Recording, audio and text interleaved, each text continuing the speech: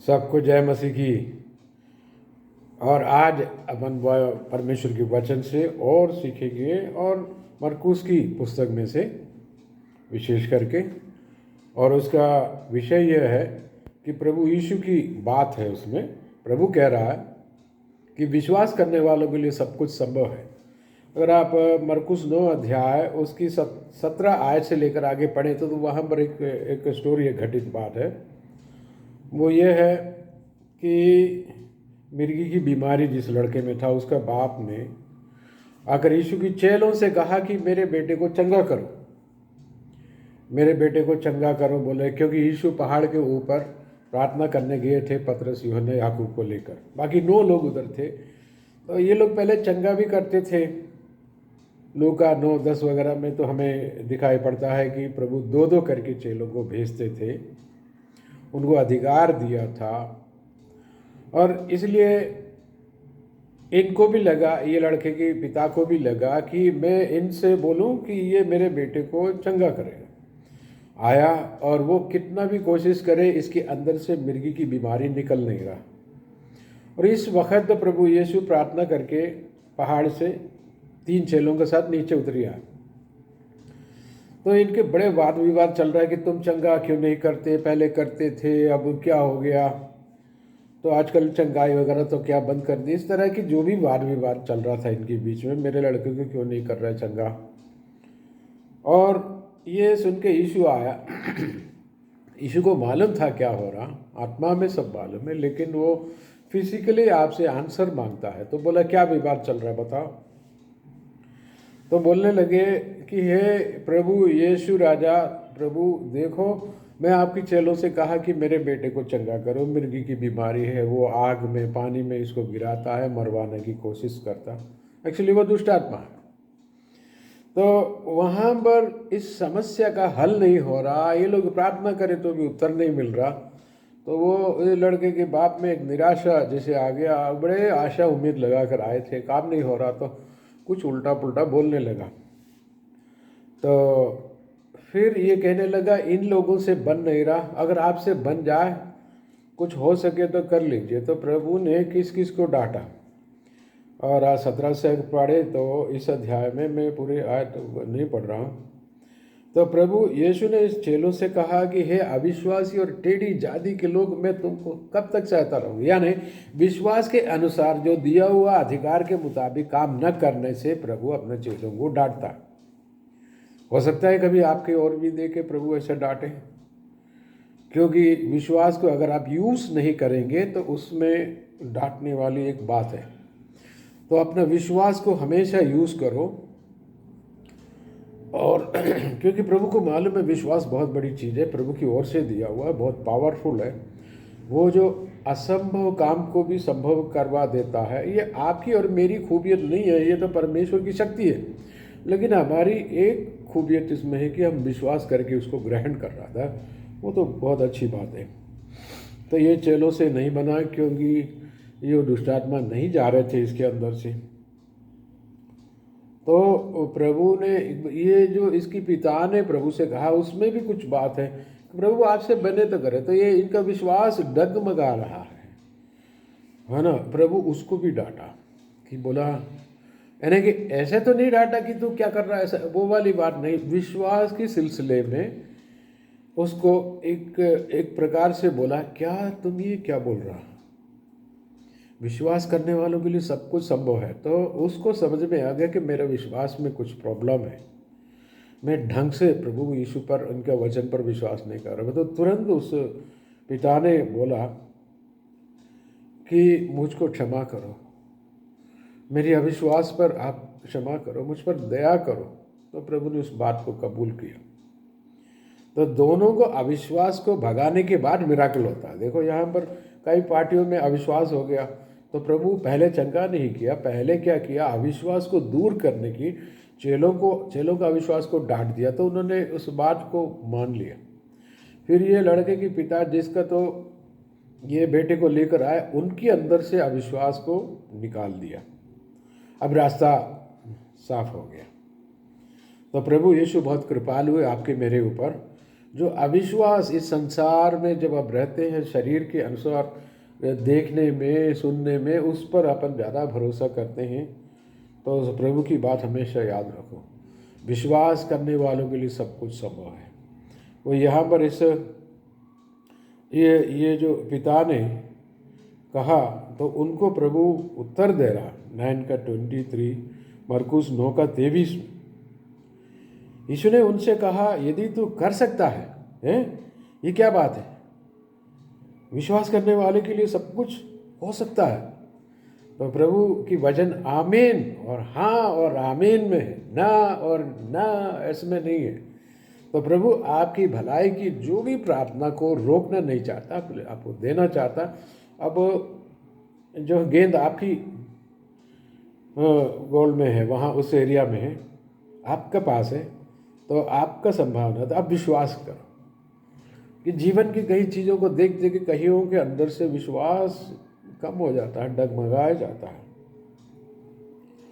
बालक के पिता ने तुरंत गिड़गिड़ा कर कहा, हे प्रभु मैं विश्वास करता हूँ, मेरे अविश्वास का उपाय करो, फॉरगिव मी, उपाय करो, मुझे माफ़ करो, उसके लिए रास्ता निकालो।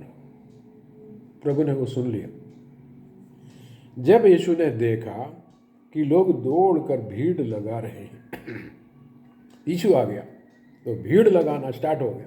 पता नहीं कहाँ कहाँ दूर दूर से, जब भी यीशु है, जहाँ पर भी यीशु है प्रभु, लोग तो उनके पीछे पीछे चले आते हैं।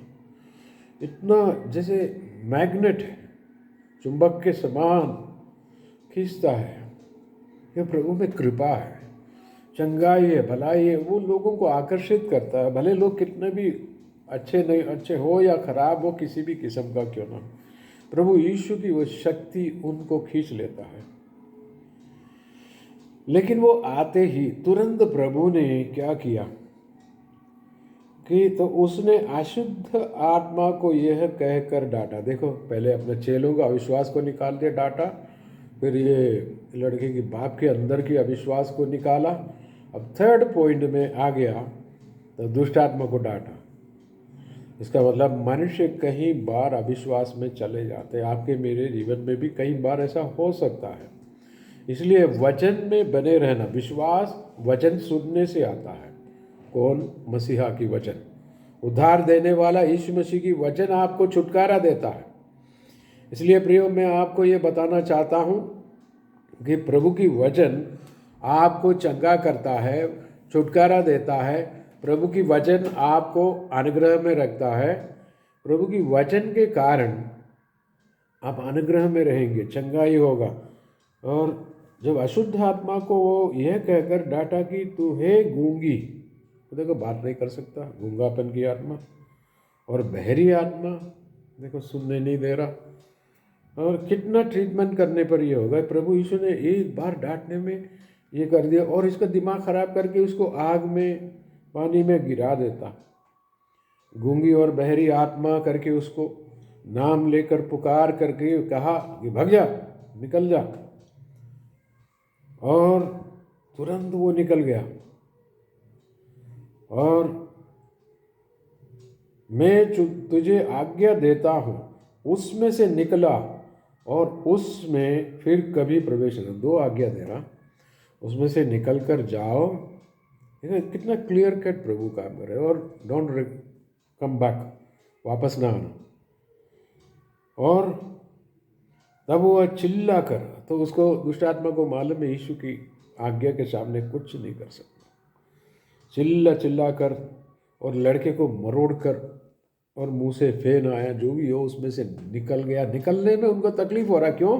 वो चाहता कि यहीं रहें, लेकिन आज्ञा इतनी शक्तिशाली आज्ञा है, यीशु ने आज्ञा दिया है, तो वो रह नहीं पाएगा, तो निकल गया।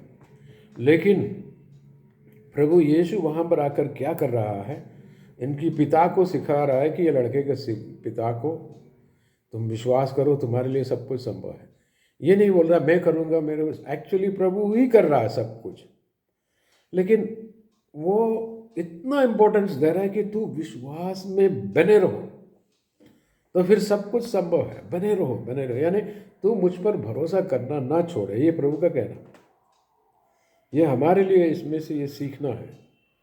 विश्वास करने वालों के लिए सब कुछ संभव है। आपकी प्रार्थना सब पूरा होगा। अगर कहीं पहले फेल भी हो गए, एक आध दो, कई बार हमारी कारण से ही फेल हो जाते हैं, हम बीच में अविश्वास करते हैं।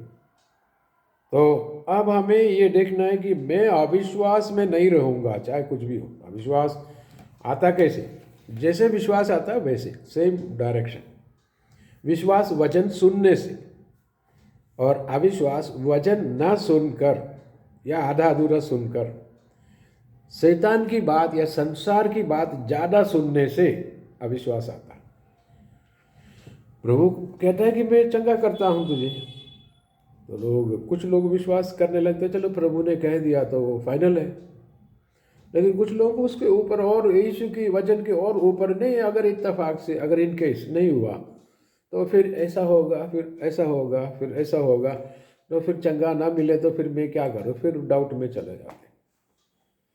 तो ये इम्पोर्टेंट बात ये है कि हम किसका सुन रहा है।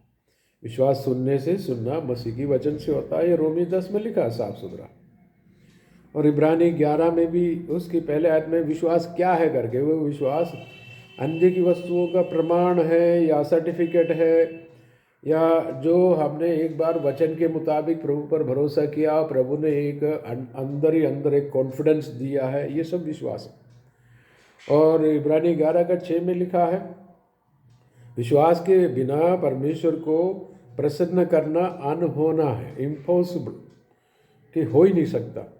तो आप और परमेश्वर के बीच का जो संपर्क का जो पावर है, जो लाइन है, पावर लाइन है, वो विश्वास है।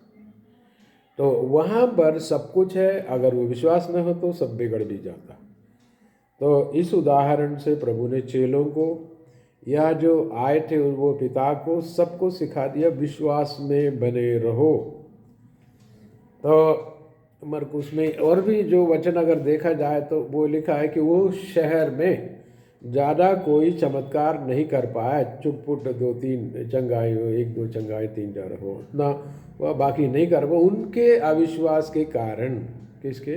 उनके, वहाँ के लोगों के। तो सुनने वाले के ऊपर आधारित है। इसलिए प्रभु ने कहा आपके लिए सब कुछ संभव है जो विश्वास करते हैं।